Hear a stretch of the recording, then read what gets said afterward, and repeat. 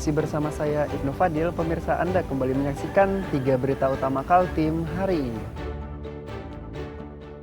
Seorang narapidana di Lapas Tarakan tewas di tangan sesama napi setelah ditikam dengan menggunakan senjata tajam.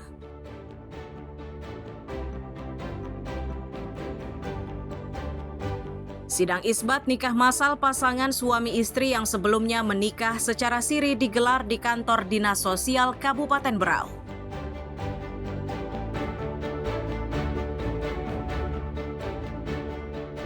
Upaya penanganan banjir di wilayah Balikpapan baru dilakukan dengan membangun saluran air sekunder.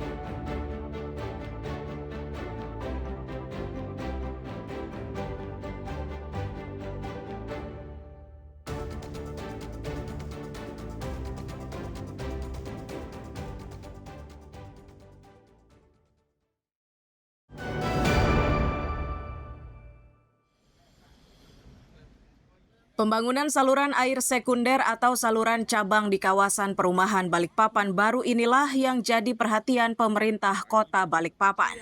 Bahkan wakil wali kota harus turun langsung untuk meninjau guna memastikan pengerjaannya.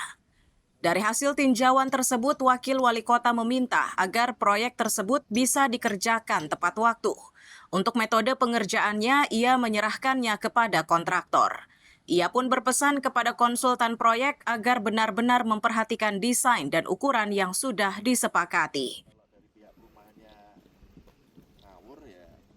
Pokoknya ini dia janji mau selesai gitu aja. Mungkin kan 3 bulan atau 3 waktu ini. Mungkin aja. Jadi kita punya waktu 24 jam kan. Jadi saya tadi udah bilang sama teman-teman konsultan, ya dihitung volume betonnya kan kelihatan. Beton kelihatan, jumlah harinya kelihatan, kapasitas orangnya kelihatan, dia bisa hitung. Kalau misalnya waktunya kurang, ya dia harus nambah pekerja. Kalau pekerjanya juga sudah sesuai, dia harus nambah waktu. Artinya overtime. Sementara pihak konsultan mengakui keterlambatan sudah terjadi di awal. Salah satu persoalannya adalah kekurangan pekerja. Untuk saat ini pekerjanya sudah ditambah menjadi 2 tim dengan total 20 pekerja. Dengan jumlah tersebut, ia yakin pengerjaannya akan selesai tepat waktu. Kita menambah tim ya. Tim itu ada beberapa tenaga. Jadi satu tim itu kalau tidak salah 10 orang. Jadi ini kan sudah nambah 2 tim. Mudah-mudahan nanti kita tidak terjadi deviasi min karena kita sudah menambah 2 tim itu. Kemarin kita deviasi min 3 kenapa? Karena kita masih 1 tim.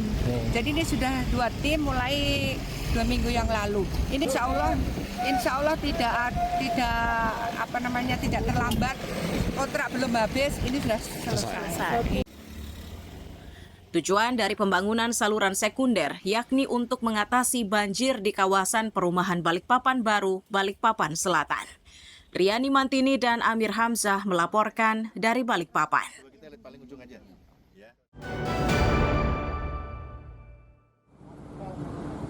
Pengawasan alur lintas kapal di perairan Sungai Mahakam kembali diperkuat oleh Subholding Pelindo Jasa Maritim atau SPJM. Langkah ini diambil untuk mengantisipasi insiden laka air salah satunya menabrak kolong jembatan. Pihak SPJM menyatakan sebanyak 200 kapal yang setiap hari melintasi 5 jembatan di Sungai Mahakam. Itu artinya di setiap jembatan terdapat 40 pergerakan kapal per hari.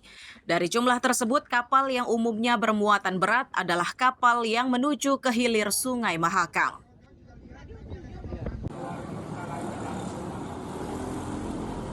Jadi benar, jadi kita kapal yang berlayar atau melewati wajib pandu Sungai Mahakam ini melewati beberapa jembatan ya, mulai dari Mahuru, Mahakam, Mahkota, Martadipura sama Tenggarong. Ya, jadi total lebih kurang 200 kapal. Artinya 200 gerakan di 5 jembatan itu. Jadi masing-masing 40 ya, baik kapal yang naik maupun kapal yang turun. Kapal yang turun itu umumnya adalah bermuatan. Ya. Kapal yang naik adalah kapal yang kosong.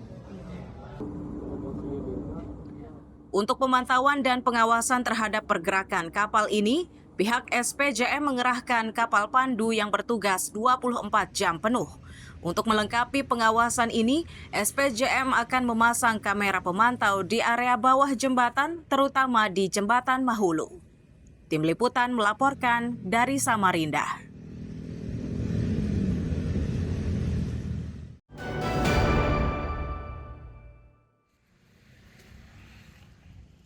Anak sungai inilah yang dikeluhkan warga Harapan Baru Loajanan Ilir, Samarinda.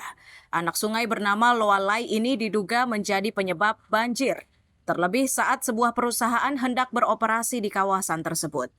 Dalam paparannya, pihak perusahaan memastikan banjir yang pernah terjadi bukan akibat aktivitas perusahaan. Bencana tersebut terjadi akibat curah hujan tinggi. Terkait rencana penurapan di bibir sungai, pihak perusahaan akan melakukannya di areal miliknya. Langkah tersebut dilakukan untuk menanggulangi banjir. Ya, yang pertama yang saya sampaikan bahwa kajian ini adalah bentuk dari permintaan sebelumnya dari DWS Kalimantan Timur, gitu ya, bahwa kita diminta untuk melakukan kajian hidrolis. Nah, dari kajian hidrolis tadi juga dari rekan-rekan mungkin sudah bisa melihat bahwa sebetulnya sumber utama kejadian banjir yang lalu itu bukan akibat dari yang kita lakukan, karena dalam kajian tersebut dilakukan penurapan ataupun tidak dilakukan penurapan sebetulnya itu tidak memberikan dampak terhadap banjir. Lurah setempat menyebut pertemuan yang menghadirkan warga dan pihak perusahaan ini merupakan rangkaian dari pertemuan sebelumnya.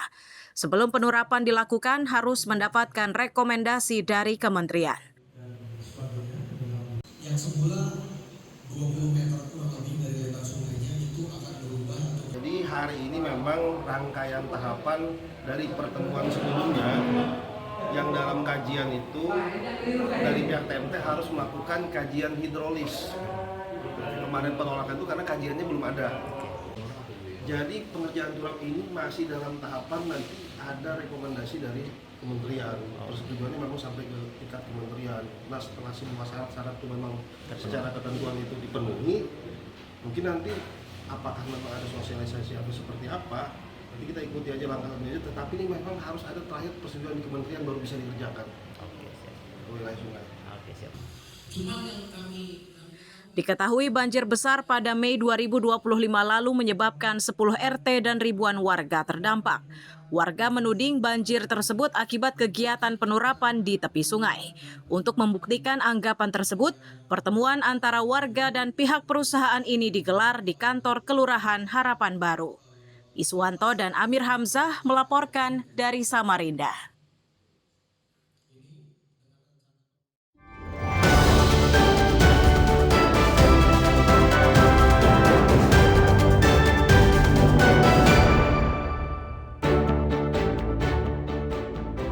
Pemirsa, berita tadi menjadi akhir kebersamaan kita pada pagi hari ini. Saya Ibnu Fadil dan tim redaksi pamit undur diri. Selamat pagi, salam sejahtera, dan sampai jumpa.